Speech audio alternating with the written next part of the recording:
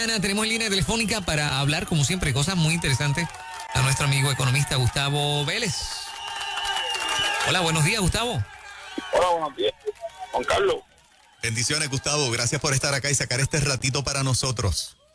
A ustedes por poner la gentileza de invitarme. Aquí estamos. Hoy tenemos a Moraima, hoy sí que vino. Moraima vino con todos los powers. Está ready, está ready. Aquí estamos, Gustavo. Quiero felicitarte por todo lo que estás haciendo, ¿verdad? Te sigo, pero bien de cerca en la página. Estoy orgullosa de todo el trabajo que estás haciendo. Lo vemos, mira, hasta en anuncios por ahí. Sí, no, yo lo veo en televisión y le digo a mi papá, le digo a papi, ese es mi amigo Gustavo Vélez. Gustavo está haciendo muchas cosas muy buenas por el país. Sí, seguro que sí.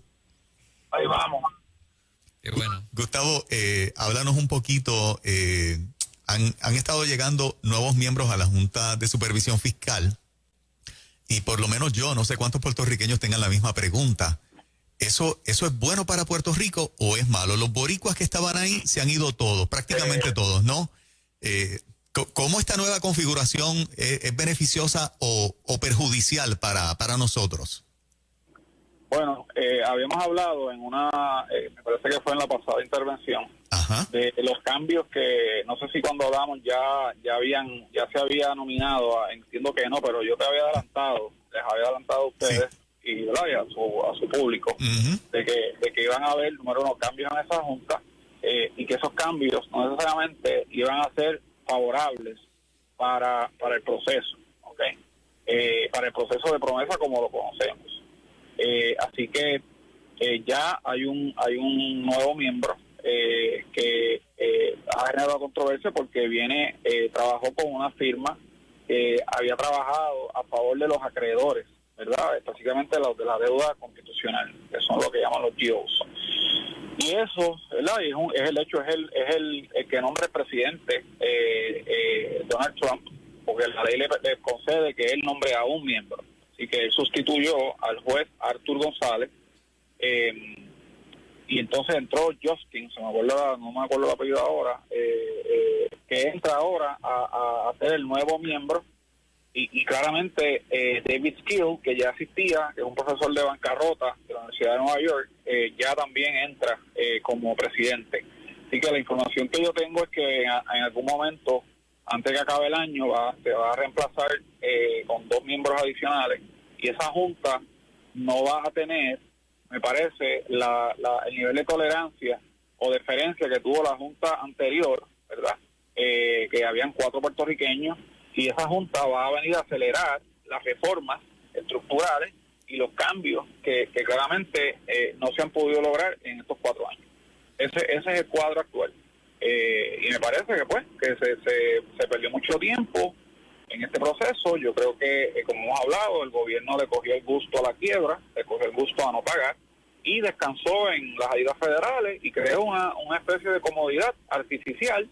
Y ahora, pues, el Congreso está perdiendo la paciencia, el gobierno federal, la Casa Blanca, los acreedores, todos los que tienen interés en que esto salga de la quiebra, perdieron la paciencia. El único que continúa en una actitud de poca urgencia, me parece que es el gobierno, que es el único beneficiado de esta quiebra, porque esa quiebra le ha permitido seguir gastando el dinero. Mira el escándalo que vemos hoy en la legislatura con contratos y salarios de astronómicos, mientras el país continúa de carne y hueso sobreviviendo. Así que lamentablemente vamos camino a un proceso bien complejo.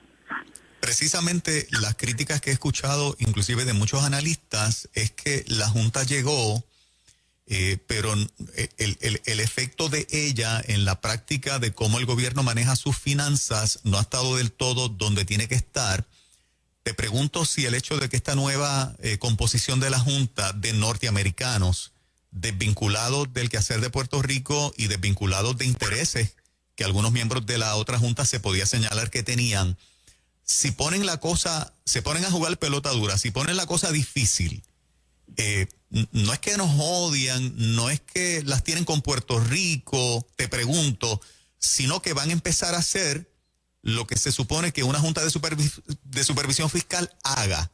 Estoy tratando de adelantarme a posibles acciones que tomen que sean necesarias dentro de las circunstancias económicas del país y del ambiente político, para que no compremos como pueblo el que nos odian, el que están siendo hostiles. Te pregunto si van a tomar decisiones difíciles o anticipas que van a tomar decisiones difíciles, pero necesarias. Sí, va a haber, y puedo decirlo aquí, lamentablemente vamos a ver decisiones bien difíciles para Puerto Rico, porque los problemas se han ido acumulando, Juan Carlos. O sea, los problemas que Puerto Rico tiene se han ido acumulando y no hemos querido enfrentarlos, ¿ok? Así que lo que hemos hecho es, como se dice en inglés, kicking the can. Hemos estado pateando la lata hacia el frente, pasándole a las generaciones subsiguientes problemas que se han ido acumulando, una bola de nieve. Entonces, los gobiernos han estado resistentes a tomar estas decisiones por los costos electorales que estas decisiones tendrían en su gobierno, ¿no? Y aquí todos los gobiernos, su función es ser reelecto, ¿no? Que yo creo que es lo que llamo la trampa del cuatrienio. Ahora todos los gobiernos llegan y en vez de pensar en las cosas que hay que hacer y respectivamente de su costo, se acomodan y tratan de ser todos simpáticos con las decisiones, aunque esas decisiones no sean sostenibles a largo plazo. Hoy, Puerto Rico entró en una bancarrota hace 4 años, y cuando tú entras en una quiebra, el síndico, que en este caso es la Junta, asume el control. Es como que, lamentable, ojalá que no, pero cualquiera de ustedes que cae en quiebra, buscan un CPA y van a la corte a buscar la protección del tribunal para que no le quiten la casa, no le quiten, ¿verdad?, el dinero para pagarle la educación de sus hijos. Pero ese síndico te va a decir, mira, Juan Carlos, ¿vale?, hipotéticamente, tienes 3 carros, vende 2. Tienes que venderme la casa de playa y tienes que cortar los viajes a Disney World. Ya no hay más viajes a Disney, para hacer una analogía, ¿verdad? Pero te voy a dejar que pagues la educación de tus hijos, pagues tu casa y tu plan médico, y un carro y gasolina para que lo básico que necesite tu familia opere. Pues eso es un proceso de quiebra, y Puerto Rico está en un proceso similar. Aquí vivimos la vida loca, ¿verdad?, como se dice en el argot, por 20 años gastando, quemando dinero, bonos de productividad en corporaciones quebradas, la Autoridad de Energía Eléctrica quebró el Banco de Fomento, y ahora el gobierno no quiere asumir responsabilidad. La Junta es la que le va a tocar, lamentablemente, tomar esas decisiones que por 20 años aquí había que haber tomado y no se tomaron. Esa es la cruda realidad que enfrentamos hoy como sociedad. Gustavo, aunque ya, o sea, está avalado precisamente por la Junta de Supervisión Fiscal, el contrato de Luma, algunos políticos están ofreciendo que eso no va. No sé si esta opinión, ¿verdad?, valga algo si ya la Junta habló acerca del asunto, pero ¿es una buena decisión para la economía del país ese contrato? Mira, Fernan, eso es una muy buena pregunta, igual la que la hizo Juan Carlos, porque la Autoridad de Energía Eléctrica fue la punta de lanza de la transformación económica de Puerto Rico, la antigua Fuente Fluvial, no sé si te acuerdas, que se llamaba, porque era una entidad privada en los 40, el gobierno de Muñoz Marín la hace pública para energizar a Puerto Rico en los 50 y los 60, y el despegue industrial se debió a eso, fue un modelo. La Autoridad de Energía Eléctrica fue un modelo de otros países que replicaron algo similar. Pero ese mismo modelo se politizó y se empezó a acomodar los amigos de los políticos, los hijos, los sobrinos. Eso es una pelota de nepotismo que eso es una cosa bárbara. Y la quebraron. Y la autoridad hoy debe $10 billones, esa es la deuda que tiene, y vale 3 billones. ¿Ok? Así que técnicamente es insolvente. Y viene María y destruye el sistema energético. FEMA va a dar dinero para rehacer todo el sistema energético de Puerto Rico.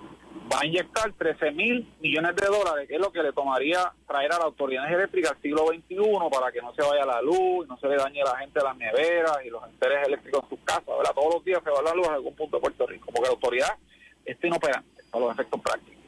Pero lo que está diciendo FEMA es, yo te voy a dar el dinero, pero no voy a permitir que se quede la misma gerencia que llevó la autoridad a la quiebra y el mismo modelo de politización y de malas decisiones que la hace inviable. Y lo que está diciendo, tráeme un operador privado. Y ahí entra Luma, que es un consorcio para operar la autoridad bajo estándares de calidad mundial y poder traer la autoridad al siglo XXI y modernizar esto de una manera eficiente.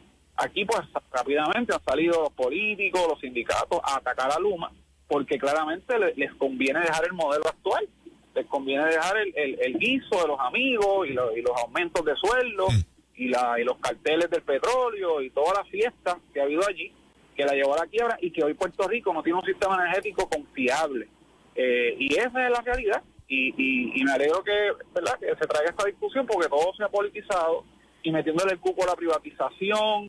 Y traigo un ejemplo: el aeropuerto de Puerto Rico, que se privatizó, sigue siendo dueño el pueblo de Puerto Rico. El aeropuerto no es de la Aerostar.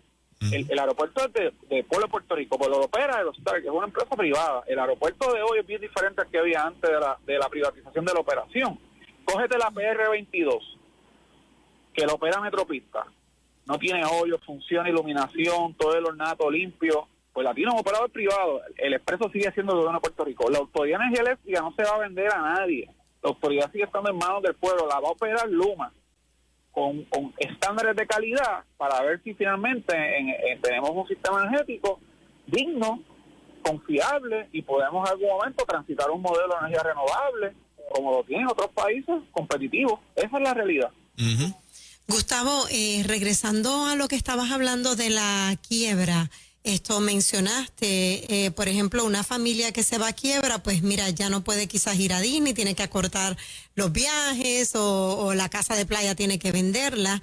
Si lo aplicamos a Puerto Rico con esta ley de quiebra, ¿qué cosas tú entiendes que tú dices, mira, esto ya lo perdimos?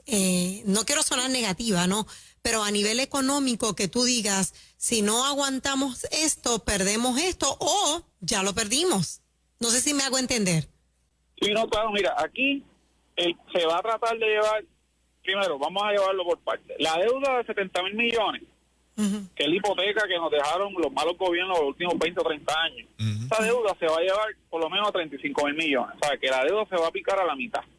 Y que de ahí de entrada, que es lo que no discute, no se discute, los políticos atacan a promesa de la Junta, pero no dicen que esa misma Junta ha permitido que no se pague la deuda por 4 años, en lo que se llega a la reestructuración de esa deuda, porque en el ejemplo que te dije de tu casa, las deudas que tenía Moraima antes de radicar quiebra eran, por decir un ejemplo, $50,000, esa deuda se picó a 20,000, para que Moraima pueda rehacer su vida nuevamente. Pues la deuda se va a cortar a la mitad.